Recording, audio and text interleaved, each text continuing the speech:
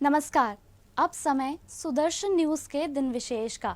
आज हम बात कर रहे हैं उस वीरांगना की जिसने मात्र 13 वर्ष की आयु में अपने प्राणों की आहुति देकर भारत माता के स्वतंत्रता संग्राम में अपना नाम सदा सदा के लिए अमर कर दिया। ये कोई साधारण कहानी नहीं, बल्कि वह गाथा है जो हमें बताती है कि देशभक्ति की भावना उम्र और लिंग से कहीं परे होती है।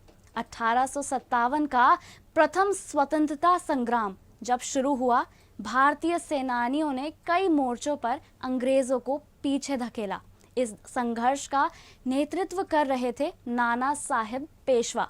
जब हालात बिगड़े तो सहयोगियों के आग्रह पर उन्होंने बिठूर का महल छोड़ने का निर्णय लिया, लेकिन उनकी दत्तक पुत्री मैना महल में रुकने को तैयार हुई।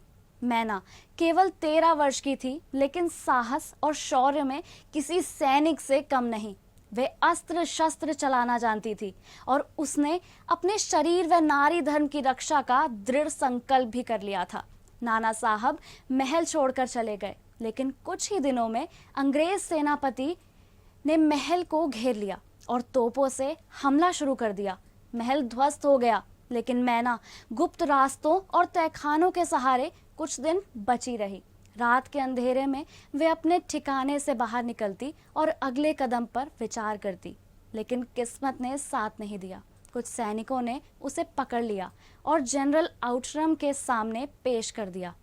आउटरम ने धमकी दी, अगर झुकी नहीं तो जिंदा जला दी जाओगी। लेकिन मैना मौन रही, निडर रही और अंततः 3 सितंबर 1857 की रात मात्र 13 वर्षीय मैना ने अपने प्राणों की आहुति देकर भारत माता की सेवा में अमर बलिदान दे दिया।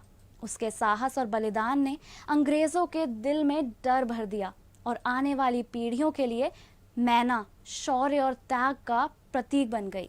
आज सुदर्शन न्यूज श्रद्धा और नमन के साथ वीरांगना मैना के चरणों में सिर झुकाता है।